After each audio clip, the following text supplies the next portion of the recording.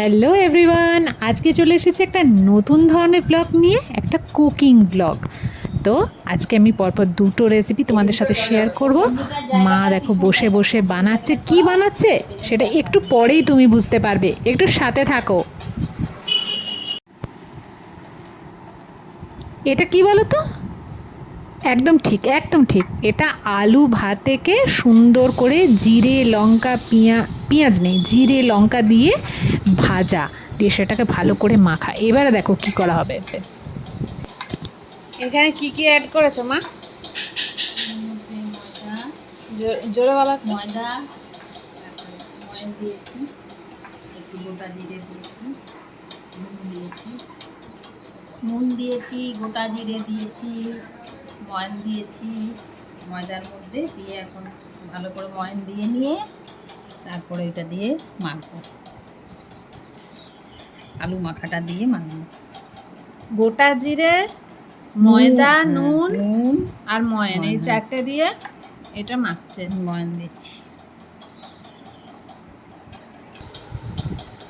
তারপরে এটা ভালো করে ময়ান দেওয়া হয়ে গেল, এটা ময়ান দিয়ে নিয়েছি। এর মধ্যে এবারে আলু মাখাটা পুরো দিয়ে দিলাম।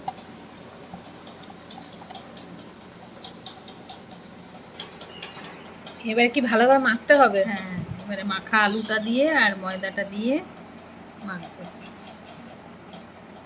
জল দেব না, এতেই মাখা হয়ে যাবে। জল দেওয়া চলবে না কিন্তু।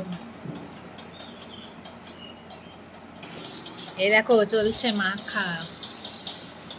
দেখো জল না দিয়ে সুন্দর মাখা হয়ে যাবে। জল না দিয়েই মা বলছে কি সুন্দর মাখা হলো, দেখো। দাঁড়া, আরেকটা জিনিস দেখাচ্ছি। বাবা কি করছো? বাবা মাছের ডিমের বড়া। মাছের রুই মাছের ডিমের রুই মাছের ডিমের বড়া হচ্ছে। কি কি দিয়েছো এখানে? প্রথমে একটু বেসন নিয়েছি, একটু বেসন, পরিমাণ মতো নুন, এরপরে মাছের ডিম আছে, তারপরে পেঁয়াজ আছে, কাঁচা লঙ্কা আছে। কিন্তু প্রথমে বেসনটা গুলিয়ে নিতে হবে, তা নাহলে ডিস্টার্ব হয়ে যাবে। আর তারপরে মাছের ডিমটা দিয়ে ওটা আর একটু ভালো করে ফাটিয়ে নিতে হবে, এই যেভাবে করছি। তারপরে কাঁচা লঙ্কা আর পেঁয়াজ কুচি আছে দেওয়া। ওখানে কি তেল গরম হচ্ছে? তেল রেডি হয়ে এই যে তেল। এবার সামান্য একটু হলুদ দিয়ে দেবো। এই যে এভাবে হলুদ একটু দিয়ে দেবো। এটাকে ভালো করে মিক্স করছে। দেখো এবার একে একে দেওয়া হচ্ছে।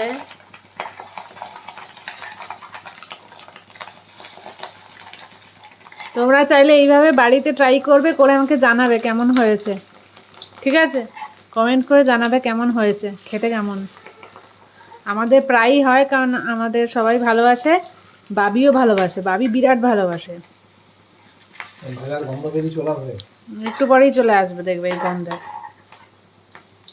এটা ভাজা হোক, একটু উল্টে পাল্টে তারপর দেখাচ্ছি।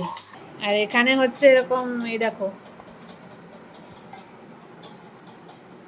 লেচি কাটছে নাকি। একটু বড় বড় সাইজ করে নেবে, নইলে কিন্তু হবে না, ছোট ছোট করবে না।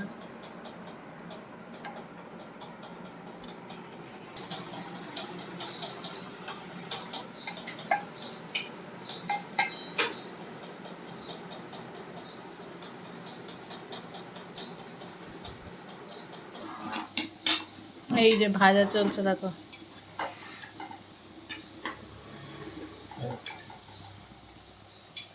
বর্ষার সময় সব মাছের ডিম খুব সুন্দরভাবে সৃষ্টি করে। সেই ডিমের বড়া খেতে সবাই খালি ভালো লাগে। বর্ষাকালেই বেশ ভালো হবে, এটা খেতে ভালো লাগবে। না, ডিমটা তো বর্ষাকাল ছাড়া পাওয়া যাবে না, এখন শুরু হয়ে গেছে, এখন পরপর চলবে। তবে এটা ওই পুড়িয়ে দেবে না, পুড়িয়ে দিলে কিন্তু বাজে লাগে খেতে। অল্প স্টিমে করতে হবে।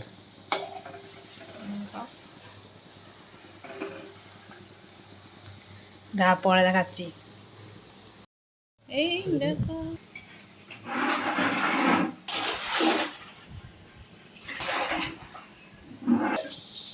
আরো হচ্ছে আরো হচ্ছে।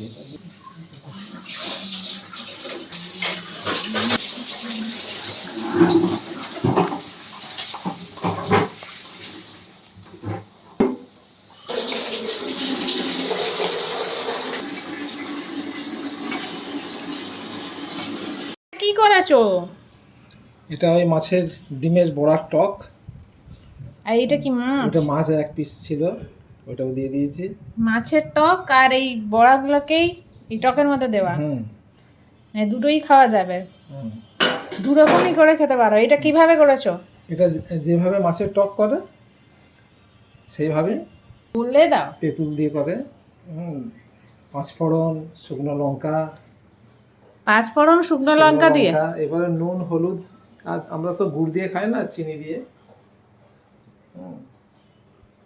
ভালোই লাগে খেতে। বাঁকুড়া জেলার এটা খুব প্রিয় খাবার আর কি, মাছের ডিমের বড়া ভাজা আর মাছের টক, তার সঙ্গে বড়াও থাকবে মাছের, একসঙ্গেই হয়ে গেল দুটো প্রিপারেশন।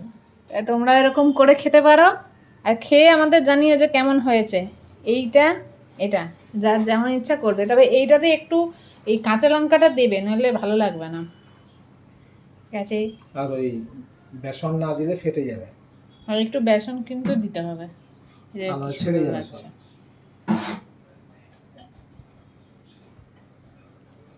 দেখতে লোভনীয় লাগছে, খেয়ে আমাদের জানাবে, আমাকে এখানে কমেন্টে জানাবে যে কেমন লেগেছে। হ্যাঁ, কমেন্ট কিন্তু চাই চাই বলে দিলাম।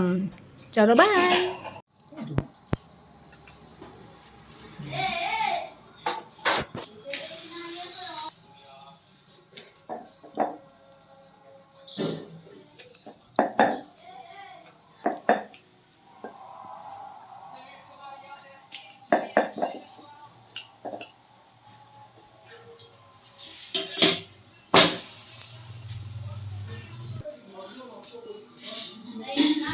এবারে এতে অ্যাড করব সাদা তেল। সাদা তেল দিয়ে এরকমভাবে ঘুরিয়ে ঘুরিয়ে যেরকমভাবে পরোটা ভাজো ওই রকমভাবে ভেজে নিও। ভালো করে ভাজতে হবে, হ্যাঁ, একটু খাস্তা মচমচে করে ভাজতে হবে, অনেকক্ষণ, তার মানে সময় দিয়ে ভাজতে হবে তোমাদের। তাহলে খেতে খুব ভালো হবে। এবারে পরিবেশনের জন্য রেডি।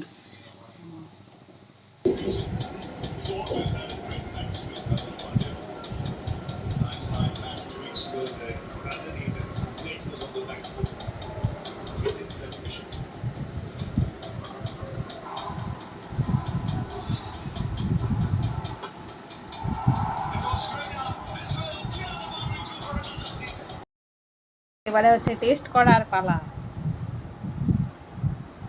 আলুর পরোটা।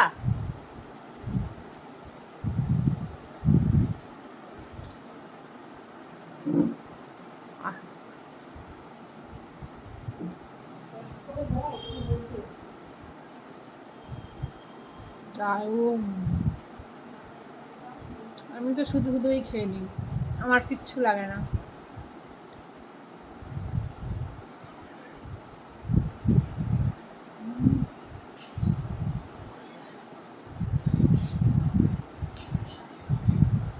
গরম আছে।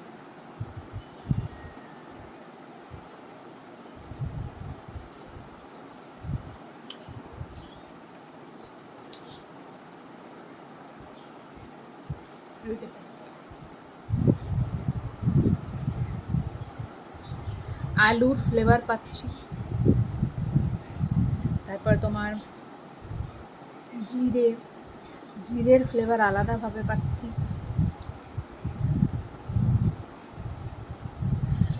শুকনো যে লঙ্কাটা ভেজে মা দিয়েছে সেটার ফ্লেভার আলাদা করে পাচ্ছি। মানে এক কথায় পুরো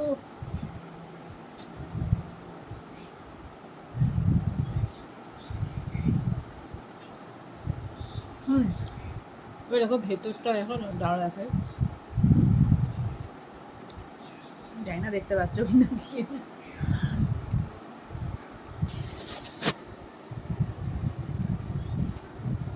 তোমরা চাইলে এটা মিষ্টি দিয়ে খেতে পারো, আমার তো কিছুই লাগে না। এরকম আমি তোমাকে দেখাতে চাইছিলাম যে ভেতরে স্টাফিংটাও দেখা যাচ্ছে। তো ছোট নিয়েছি, জানি না দেখা যাচ্ছে কিনা।